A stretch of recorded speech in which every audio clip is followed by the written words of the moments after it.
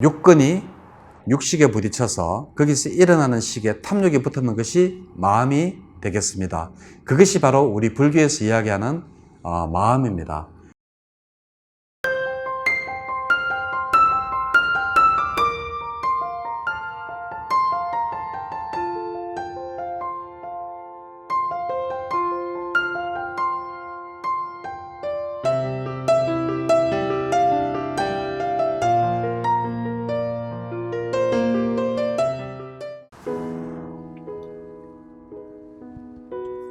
안녕하십니까. 마음치행복도량 대구구룡사주지 도율입니다. 오늘은 불교에서 바라보는 마음과 습관, 그리고 습관을 바꾸는 방법에 대해서 말씀을 드리도록 하겠습니다. 우선 사전적인 의미에서 마음이란 도대체 무엇일까 한번 찾아봤습니다. 사전적인 의미에서 마음은 감정적이나 생각, 기억 따위가 깃들어 생겨나는 곳, 그리고 사람의 내면으로부터 일어나는 감정이나 심리, 또 겉으로 드러나지 않는 본디의 속생각이라고 이렇게 사전에서는 이야기를 하고 있습니다. 그렇지만 불교에서 정의하는 마음은 조금 좀 틀립니다. 불교에서 정의하는 마음은 바로 무엇인가 하면 육건과 육경, 육식을 이야기합니다. 그래서 이 육건은 눈, 코, 귀, 혀, 몸, 의식 이래가지고 안입이 설신어가 있죠. 그래서 이 눈이 어떠한 대상, 사물을 부딪혔을 때 거기서 일어나는 식, 눈이 부딪혔다면 안식이 되고, 소리가 내 귀에 부딪혀서 어떠한 식이 일어났다면 그거는 이식이 되고, 그리고 어떠한 냄새가 부딪혀서 어떠한 식이 일어났다면 비식이 되고, 그리고 어떠한 맛이 달달한 이게 딱 부딪혀서 접촉이 되어서 일어나면 그게 바로 설식이 되고, 그리고 몸에 어떻게 이렇게 딱 부딪혀서 어떤 접촉이 아프다, 간지럽다, 뭐 이러한 것들이 일어나면 바로 신식이 되겠습니다. 그리고 안입이 설신의 색성양 미축법. 그래서 눈이 어떠한 대상, 육근이 육경에 부딪혔을 때 일어나는 식이 바로 육식이 됩니다. 그래서 불교에서 일어나는 마음은 바로 육근과 육근이 육식에 부딪혔을 때 거기에서 일어나는 식, 육식에 거기에 대해서 바로 욕심이 붙는 것을 우리는 불교에서 마음이라고 합니다. 조금 좀 틀리죠, 그죠? 사전적 의미하고는 많이 틀립니다. 조금 더 잘 정리가 되어져 있다고 할까요? 육근이 육식에 부딪혀서 거기서 일어나는 식에 탐욕이 붙는 것이 마음이 되겠습니다. 그것이 바로 우리 불교에서 이야기하는 마음입니다.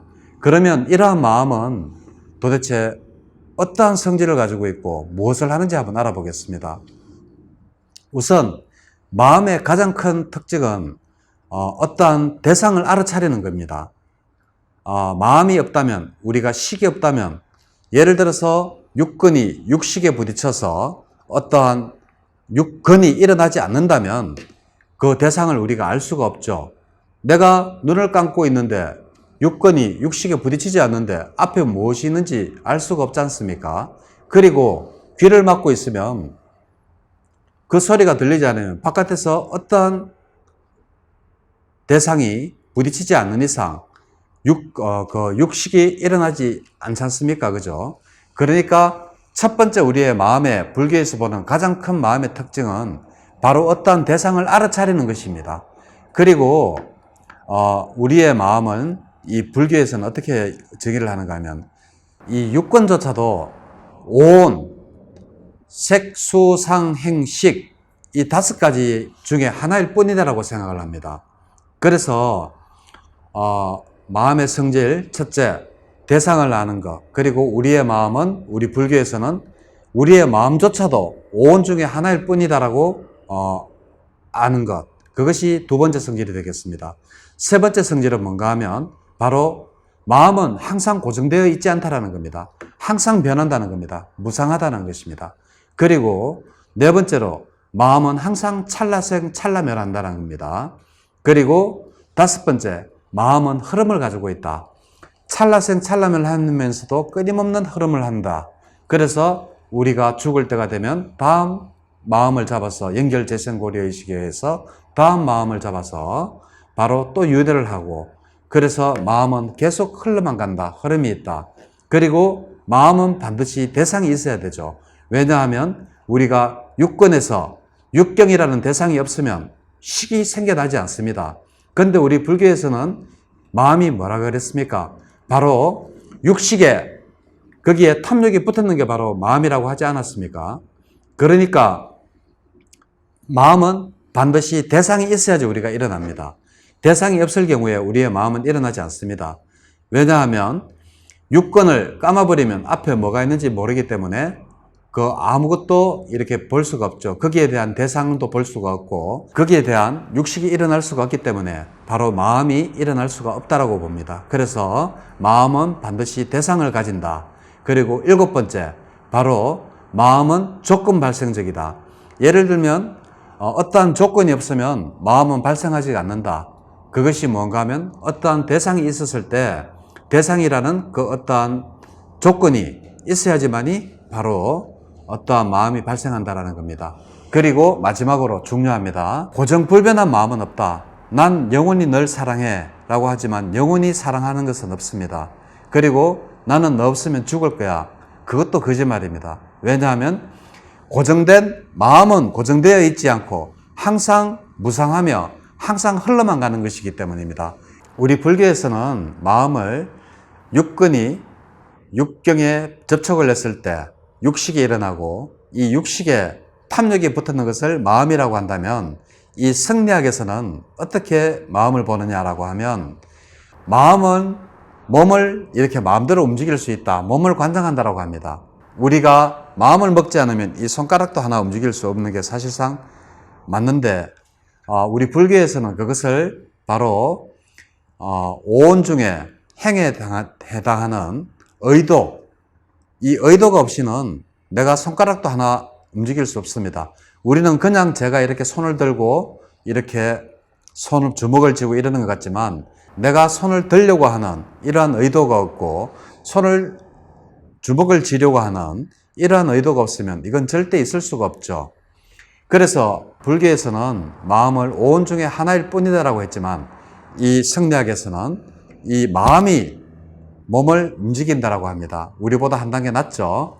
그리고 이 마음은 그릇 과 같다고 이렇게 성리학에서는 이야기합니다.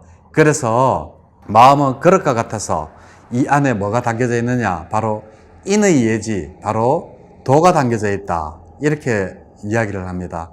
그래서 야, 도 닦으러 가나? 그러면 이제 마음 닦으러 가나? 이 말이 되는 거죠. 사실 우리 불교에서도 도라는 이야기를 많이 합니다. 그렇지만 요즘은 이제 깨달음이라는 이야기로 많이 하지만 옛날 스님들 보면 도라는 이야기를 많이 합니다. 이것이 전부 다 성리학에서 나온 말입니다. 우리 불교에서는 도라는 이야기보다 깨달음이라는 이야기를 더 많이 하죠. 그래서 이 도가 바로 뭔가 하면 바로 인의 예지, 바로 이러한 4개 성리학에서 나왔는 그러한 이야기를 하고 있는 겁니다. 그래서 조금 좀 옛날 스님들과 요즘 젊게 이렇게 새롭게 공부하는 스님들 사이에는 조금 좀 차이가 좀 있습니다. 그래서 이 불교와 성리학에서 본 마음은 차이가 굉장히 많습니다. 성리학이 작은 그릇이라면 불교는 진짜 이 마음을 큰 그릇에 비유를 하면 되겠습니다. 진짜 도저히 비교가 할 수 없을 만큼. 왜?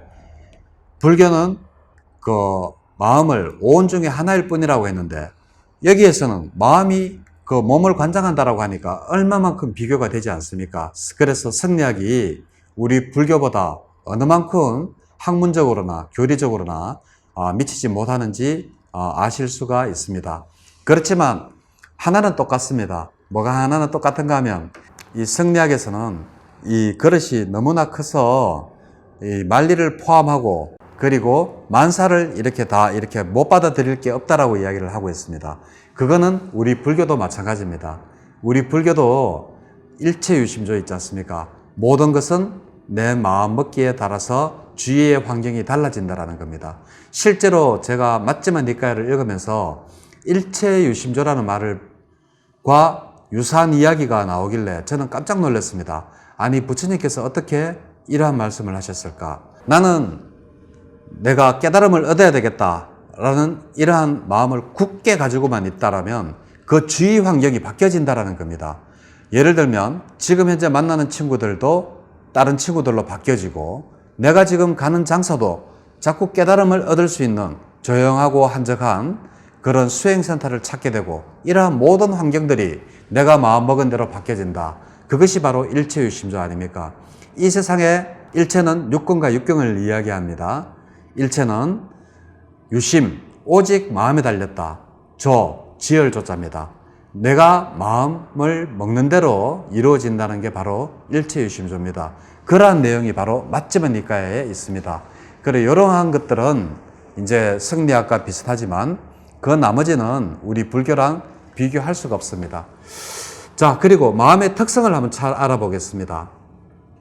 마음의 특성은 첫 번째로 실체가 없습니다. 마음은 우리가 볼 수가 없죠. 가상입니다. 육근에 육경이 부딪혀서 육식이 생겨나고 그 육식에 탐욕이 붙는 거라 그랬습니다. 마음의 특성 첫 번째는 실체가 없다이고 두 번째는 마음에는 실체가 입력되는 것이 아니라 이미지만 입력이 된다라는 게 바로 마음의 두 번째 특성이 되겠습니다.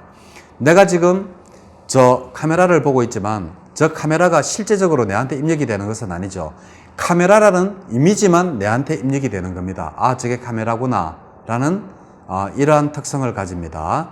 그리고 이러한 이미지는 가상으로 만들 수 있고 그리고 이 가상으로 만든 이 이미지가 바로 실제 생활에서 영향을 미칠 수 있다는 겁니다. 이게 바로 일체유심조 아닙니까? 내가 마음먹으면 마음먹은 대로 이루어진다는 겁니다. 그것이 바로 실제 생활에 영향을 미친다. 이것이 바로 마음의 특징입니다. 그래서 한 예로 이미지 트레이닝을 한번 말씀드려 보겠습니다. 실제로 우리가 육체적으로 운동을 해야지만이 살이 빠지고 몸이 피곤하다고 생각합니다. 아닙니다. 실질적으로 우리 체육 선수들, 특히 국가대표 선수들이 가장 이렇게 하고 있는 훈련 중에 하나가 이미지 트레이닝입니다. 뭔가 하면 내가 지금 눈을 감고 이렇게 해서 자 200kg를 든다, 무거운 역기를 든다라고 이렇게 생각을 합니다. 그리고 그 드는 장면을 이렇게 생각을 합니다. 눈을 감은 상태에서 내가 역기를 드는 이러한 장면을 생각을 이렇게 합니다. 아주 무거운 역기입니다. 그러면 실질적으로 근육이 많이 발달되고 또 달리기 선수도 마찬가지입니다. 내가 굉장히 빨리 달리는 그러한 이미지를 상상을 하면 그것이 바로 실질적으로 다리의 근육에 긴장이 오고 이렇답니다. 그래서 우리의 마음의 특성 세 가지는 첫 번째 실체가 없고 두 번째 실체가 입력되는 게 아니라 이미지가 입력이 되고 세 번째 이 이미지는 우리가 가상적으로 만들 수가 있으며 그리고 이 가상적으로 만든 이미지도 바로 실생활을 바꿀 수가 있다는 겁니다. 그게 바로 일체유심조입니다. 그래서 마음의 특성을 알아봤습니다. 자, 그러면 제가 마음은 삶의 습관을 바꿀 수 있다고 이야기를 했는데 어떻게 하면 되겠습니까? 제가 이미 말씀 다 드렸죠. 이미지 트레이닝을 해도 좋고 그리고 또 하나 우리가 바로 무상과 무아를 느낌으로써 우리의 습관을 바꾸는 겁니다. 자, 내가 지금 아주 탐욕스럽습니다. 탐욕스러운 습관이 있고 뭘 버리지를 못하고 계속 모으기만 모읍니다. 저거 버려도 될 텐데라고 하면서 못 버리죠, 사람들이. 이러한 습관을 바꾸는 것은 언젠가는 나도 죽는다. 그리고 언젠가는 나도 변해만 가고 나도 언젠가는 죽을 것이고 가지고 있는 것 이것조차도 이 세상의 모든 것은 괴로움이 아닌 것이 없다. 고 무상 무아를 통해서 우리가 습관을 바꿀 수가 있습니다. 그러면 우리가 말은 그러면 쉽다. 고 무상 고 무아를 보면 바꿀 수 있다라고 하는데 그럼 어떻게 해야지 이 고 무상 무아를 볼 수가 있느냐? 바로 윗바사다와 사마타 수행을 하면 우리가 고 무상 무아를 볼 수 있습니다. 이 윗바사나를 할 때 이렇게 앉아서 이렇게 눈을 감은 상태에서 이렇게 마음에 이렇게 호흡에 집중을 하다 보면 어느 순간인가 그런 생각이 듭니다. 이 찰나생 찰나멸 항상 이렇게 변해지는구나. 그리고 이 변하는 것은 고정된 실체가 없기 때문에 괴로움이구나. 그리고 이 괴로운 것을 나다 라고 할 수가 없다. 그래서 바로 무아구나라는 것을 바로 이 위파사나 수행과 그리고 사마타 수행을 통해서 우리가 알 수 있습니다. 그래서 우리 불교는 습관도 바꿀 수 있을 뿐더러 마음만 제대로 먹으면 못할 일이 없다라고 하는 게 바로 우리 불교의 마음을 바라보는 자세이기도 합니다. 자, 어떻습니까? 이제 오늘부터라도 잘못된 습관이나 우리가 잘못 알았던 마음이 있고 탐욕스러운 마음이 있고 그리고 또 다른 마음이 끊임없이 일어난다면 이것을 우리가 스스로 통제할 수 있는 그러한 능력을 이미지 트레이닝이나 마음의 성질과 마음의 특성을 잘 알아서 잘 이해만 하신다면 얼마든지 행복한 삶을 매일매일 살아갈 수 있을 거라고 생각을 하면서 오늘 방송을 여기에서 마치도록 하겠습니다. 네, 감사합니다.